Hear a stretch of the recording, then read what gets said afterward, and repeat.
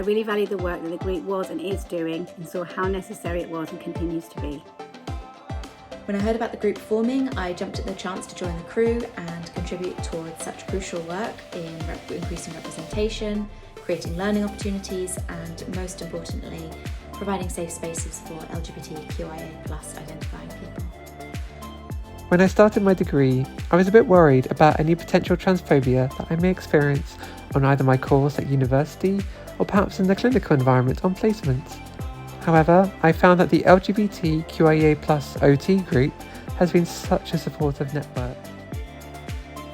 As I transition from student to qualified occupational therapist, I see being an active member of this affinity group as having been equally influential to the formation of my professional identity as my university experience has been.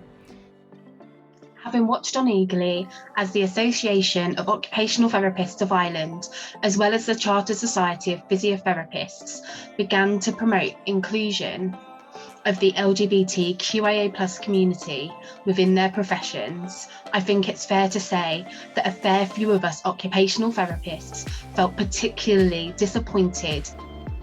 In October 2020, Kirsty Stanley and 2 others hosted a Twitter chat, the first of its kind, about improving LGBTQIA+ representation in occupational therapy. I'd finally come out to myself during the first lockdown, so the timing was very poignant.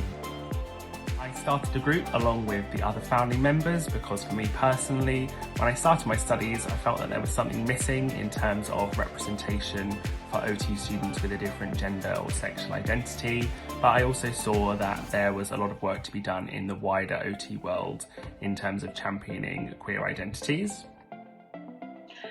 Having taken huge inspiration from the BAME OT UK network, work began towards launching the LGBTQIA+OT UK affinity group. In June 2021, the group officially launched on a virtual platform. I first joined the LGBTQIA+OT community right from the very start when I was in my first year, and I don't think I realised how lucky I was to have that space. And so yeah, I feel very, very lucky and very privileged to have that space there available to me right from the beginning of my OT journey. Following on from the launch, RCOT reached out to the affinity group and asked if there was anybody that would be willing to contribute towards their inclusion plenary panel at the 2021 conference. There have been various conversations held between RCOT and the LGBTQIA+OT UK affinity group. Whilst the affinity group has at times worked alongside RCOT, the affinity group runs entirely independently. Being part of such an open, welcoming and supportive group has been really significant.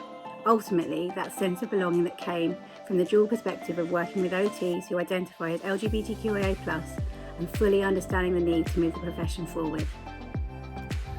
Being a member of this group has given me the confidence to be more visible in the profession, given me a sense of belonging and supported me on my allyship journey.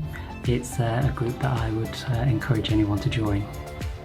I'd encourage you to be proud of your identity wherever you go. We're students, we're practitioners, we're patients, and we have a different insight into what it's like to be a queer person, and that's really important to share in any feature of our OT lives.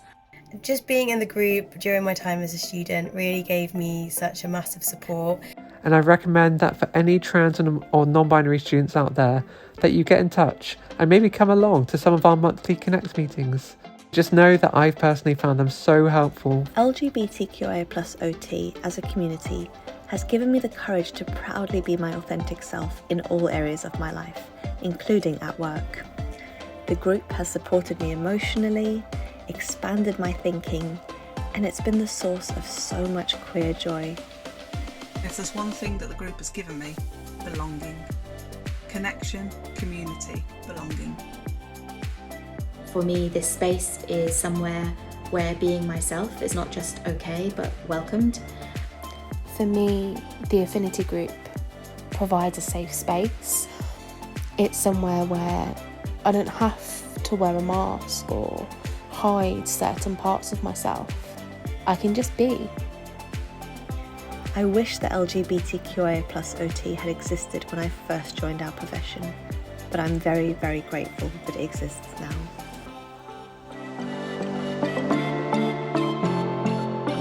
We are, and we work with, beautiful, unique, individual, complex human beings, and as true and optimal, authentic selves, we belong.